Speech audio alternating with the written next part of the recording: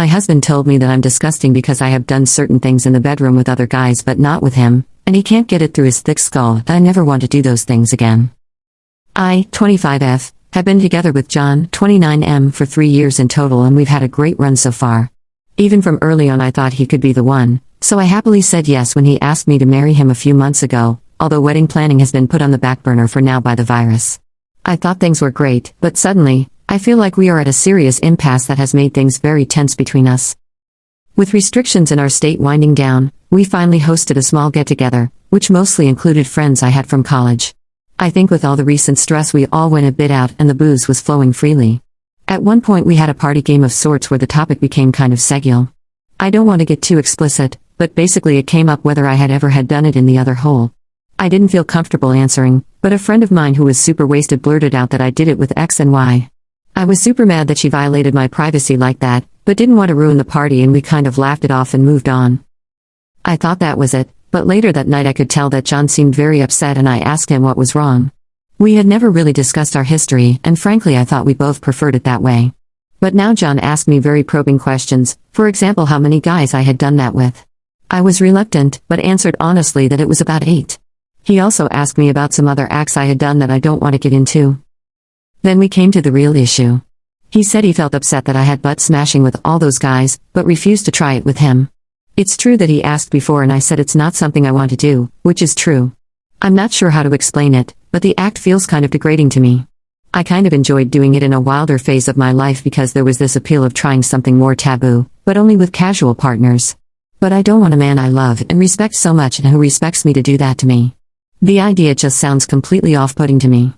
I tried to explain how I felt to John, but he did not see it that way. He said some hurtful things during that conversation. He knew I briefly had a thing with a baseball player in college, and he said how I was happy getting on my hand and knees to get butt stuffed by a left fielder, but suddenly became a prude for me. He realized he went too far and apologized immediately, but the tension between us remained palpable. We haven't been intimate since this fight, if you can call it that, and I am not sure how to get past this. Has anyone dealt with anything similar? How can I try to explain to John that it's not that I don't love him less and find him attractive? It's just that I'm a different person now, and the kinds of things that seemed fun in my crazier college days are not something I want to repeat in a committed relationship. Update. Unfortunately, I don't have a happy update, as the title says, but I am grateful for all the advice I got. I took some time to reflect and see things from John's perspective.